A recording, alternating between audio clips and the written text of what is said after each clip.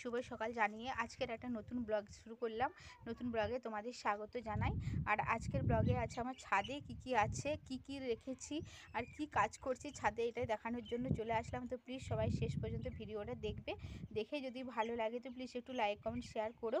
আর তোমরা সবসময় দিদির সাথে থেকো, দিদিকে ভালোবাসা দিয়ে দিদির পাশে থেকো। ওকে, গুলো দেখো এখানে কিন্তু আমার এই ছাদে অনেকগুলোই লঙ্কা গাছ আছে, একটা দুটো নয় অনেকগুলো আছে। তো আমি এখান থেকে দুটো লঙ্কা, এই যে কাঁচা লঙ্কা দুটো তুলে নিচ্ছি। এখানে ডিম পরোটা বানানোর জন্য কাঁচা লঙ্কাটা তো মাস্ট, তো জন্য দুটো লঙ্কা নিয়ে নিলাম, বেশি নেব না। তো তোমাদেরকে দেখায়, দেখো এই কাঁচা লঙ্কা এখানে আছে, এখানে আছে। আচ্ছা, আবার এইগুলো দেখো, এগুলো হচ্ছে কুল লঙ্কা। এগুলো এই যে এগুলো কুল লঙ্কা ধরেছে, দেখতে পাচ্ছ কিনা জানি না, এখন তো ভীষণ রোদ্দুর আছে ছাদে।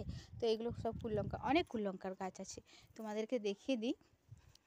এই দেখো যে এগুলো সব কুল লঙ্কা। আর আমার কিন্তু এখানে টব নেই, আমি কিন্তু সব থলির ভেতরে, আমাদের তো চাষি বাড়ি প্রচুর থলি থাকে, তো সেই থলির ভেতরে, থলিগুলো তো নষ্ট হয়, থলির ভেতরে মাটি দিয়ে এরকম করে সব গাছ লাগিয়ে দিই ছাদে, এতে কিন্তু খুব সুন্দর হয়।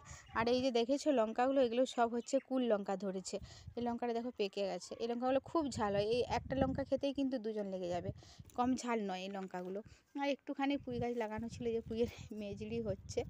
তো এই হলো আমার ছাদের জিনিস, ছাদে আমি সব কিছু লাগিয়ে রাখি টুকটাক আর কি, মানে সব কিছু বললে ভুল হয়, টুকটাক জিনিস যেটা নিত্য প্রয়োজনে একটু আধটু করে পেয়ে যাব।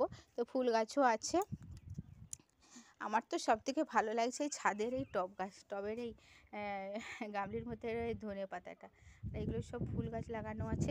আর দেখো বেগুন গাছও লাগিয়ে রেখেছি, বেগুন গাছে এখনও মানে আগে ওই এক দুটো করে ধরছিল বেগুনগুলো, তো এই দেখো আবার দেখো একটা বেগুনের এখানে বেগুন ধরেছে, বলে না সাধের বেগুন পোকা, সেই রকম বেগুনটা একটু পোকা হবে মনে হচ্ছে।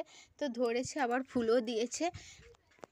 এইখানে লাগানো আছে গাঁদা গাছ, গাঁদা গাছের ফুলের জন্য অনেকগুলো লাগিয়েছিলাম, বাট কি বলবো কপালে খারাপ, মানে সবগুলো মরে গেছে, একটাই আছে ভালো, কিন্তু একটাতে আবার ভীষণ সুন্দর হয়েছে।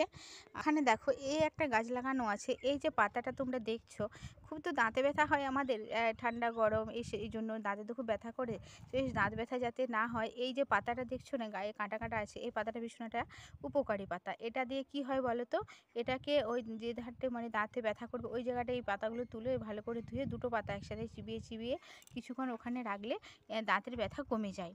এই জন্য এটা এখানে লাগানো আছে। শীতকাল, গৃহস্থ বাড়ি, আর অনেক তো সবসময় কলাই থাকলে সব পোকা লেগে যায়, সেই জন্য দেখো সব কলাই এখানে রোদে দেওয়া আছে, মশলাও কিছু দেওয়া আছে, নানা রকমের ডাল আছে এখানে। এটা গোটা বিউলির ডাল আছে, বিউলি, এটা মুসুরির ডাল, এটা ছোলার ডাল, এটা গোটা মুগ আছে, আর এখানে আছে ছাটা মুগ ডাল, এটা অনেকটা ধনে গুঁড়ো। ধনে গুঁড়োটাও আমাদের চাষেরই, আমাদের তো ধনে চাষ হয়, তো ধনেগুলো কি করি, তুলে যখন পেকে যায় তুলে শুকনো করে সেই ধনেগুলোকে ছাড়িয়ে ধুয়ে টুয়ে পরিষ্কার করে আবার মিক্সিতে পেস্ট করে নিই, তাই জন্য হচ্ছে আমাদের সারা বছর মোটামুটি ধনে গুঁড়োটা চলে যায়।